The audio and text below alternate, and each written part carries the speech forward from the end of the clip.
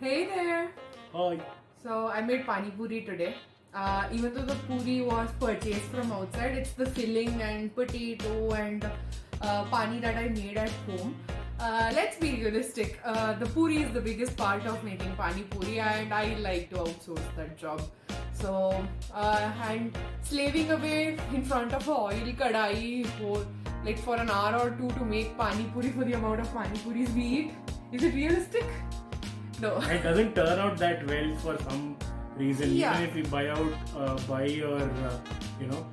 make it at home, it doesn't turn out. And like sometimes the corners are a little more tougher or Yeah. something like that. He's talking about even the ready-made, ready to fry pani puri. Those are like super hard to eat actually. And the ones we make at home, even though they taste better, it is just that they don't have that same amount of air in them. I don't know, like they're not They're as not fluffy.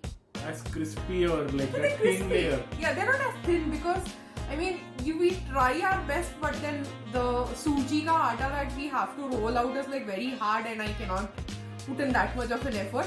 So go ahead, see the video how I make pani puri very easily. So this is like a mid-week meal for us. When we are working, we want something quick. We go get a packet of pani puri. I make the filling. And it's the pani that is the biggest part of it because that is the complete flavor. The filling is very very easy, and the pani gives the complete flavor to the whole of the dish itself. So go ahead, see how I made them. Firstly, I put a cup of whole grain moong and gave it a nice wash. So, after washing it like a couple of times, I add like around 2.5 cups of water. So, what I do is that whatever amount of moong that you take, add 2.5 times of water. And I usually add whole potatoes along with the moong to cook. So do remember to scrub your potatoes very well before adding. Now I'm adding 3 potatoes into the pressure cooker along with the moong. Now let the water come to a boil. So it doesn't have to come into a rolling boil, but it has to come up to temperature as you can see. And then close the lid of the cooker and put on the weight so that it can cook up to 3 to 4 whistles max. So that should let the potatoes and the moong cook well. Now for the pani, I use 3 bunches of pudina or mint. Do remember to soak it well so that you get rid of the grit and the mud that it has usually on it, and add it to the blender. So along with the strained pudina, I also add 1 bunch of coriander leaves. So I do the same thing for that as well. I just soak it in water so that all the grit and mud settles down, so that I can just skim those leaves from the top and add it to the blender. In this again, the ratio is 1:3, so 1 dhania and 3 pudina. And for this, the spiciness comes from the green chilies.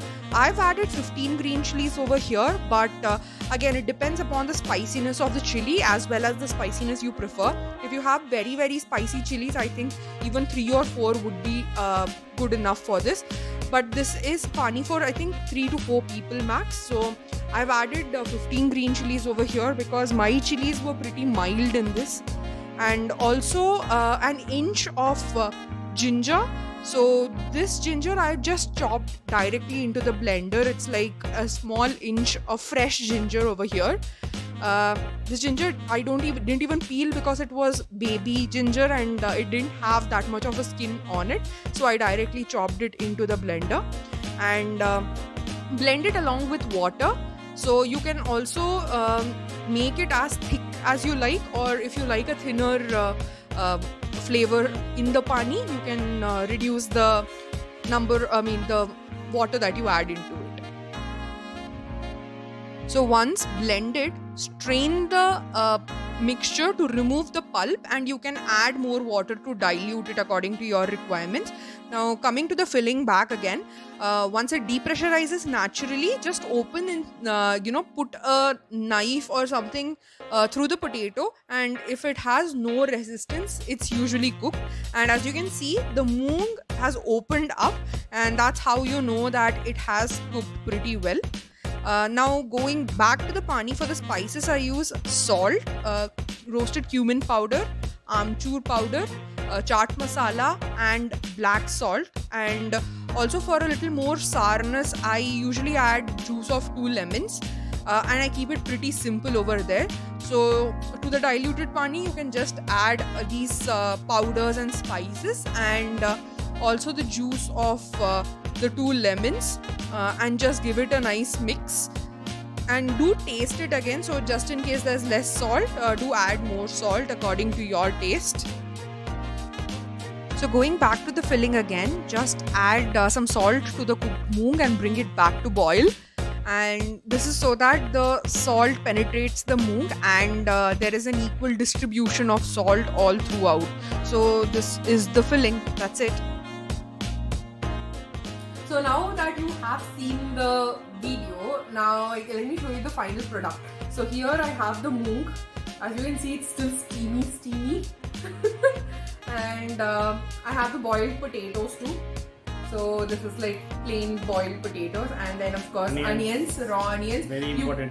You can even have cucumber if you wanna add some more freshness to it. So I like cucumber, but Vishal doesn't. So I just didn't cut some cucumber today, just onions. I am one of those people who says, "Bhaiya extra pyaz dalo." So yeah, we have onion over here, and of course we have the pani.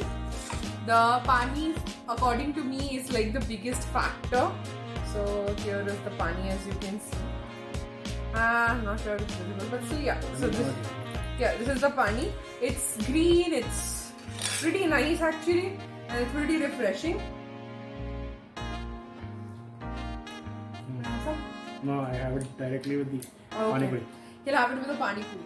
I really like the pani actually. For me, the complete flavor of pani puri depends on the pani. The filling may be anything. Most of the time, filling shouldn't have that much of a flavor, distinct flavor. It should have a little bit of its own flavor. That's what I feel. What do you say, Vishal?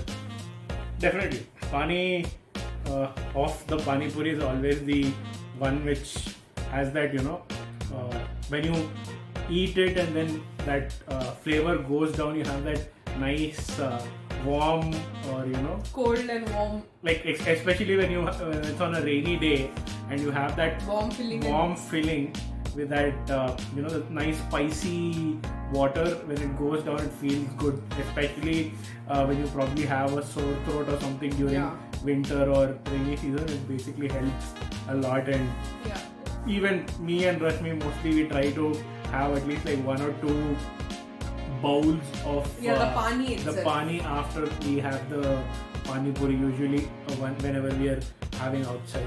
So we have the ready-made puris as well. So they are pretty good, like they're crunchy, crispy stuff. So as you can see, here we have it. Pretty nice. Let's put it over here. I don't know. You can have it over here. Vishal likes eating puri as is. Yeah, I sometimes eat if the puri is like almost broken. If it's broken and you probably think that the pani will leak out of it, then I tend to directly eat it without any filling. I just eat it like this in the raw form. So I'll show you how we normally construct. So I put in a little bit of moong, and then goes in a little bit of aloo, and then we have a couple of onion pieces. Put it in your pani puri plate. So we have 2 specific pani puri plates for this. And take the pani, put it in.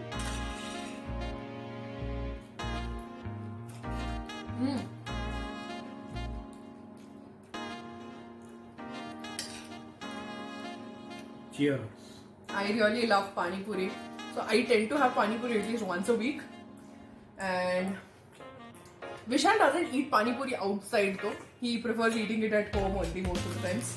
Don't you, Vishal? I don't eat pani puri outside as much. Earlier I used to, but now somehow I don't. I prefer eating it at home. So how did you like it? Give your review. Good. I like it. It's like the pani, as we discussed, has the same punch or that nice tingly sensation in your throat. And yeah, definitely everybody should try and have it at least on a nice winter or a Even in rainy summer, evening. even summer, if you can Even have that summer, thanda pani in summer, it's like really good. And yeah, this is something that we love to make, like middle of the week, something quick and easy to make. I know pani puri people say it's a huge process and everything, but for me it's like the middle of the week meal, and I make a meal out of it because I have these moong and then aloo and everything. It tends to be a little more, healthy and it's good for you. You have any other pani puri memories that you want to share? Yes. If we were to, probably if Rashmi were to, meet, have a cut or something in her hand, so sometimes instead of blood, pani puri tends to flow out. So that is one thing I clearly know, because that's how much she eats or loves pani puri. Almost on a weekly basis, she keeps telling that we shall get a packet of pani puri, I feel like eating it, or we shall buy pani puri from chaat bandar outside and bring it, I want to eat And there it. are specific chaat bandars I eat from. Even though I like trying it from most of the places, but the constants and the favorites are always from like 2 places actually. I recently found one place and then one place I normally get it from. Rest of the time I think more than buying outside, I make it at home. We eat it at home mostly. Yeah, since it's better that way and we like the filling, and It's healthier. And I tend to make even the white wala matar filling also. So that is something that we make on the day where we want to have something a little more fancier than the sada wala pani puri like this. So yeah, this is the normal routine for us when we talk about pani puri. Okay then, Vishal, if you can stop eating and just say bye. Bye. Okay then, see you all in the next one. Bye bye.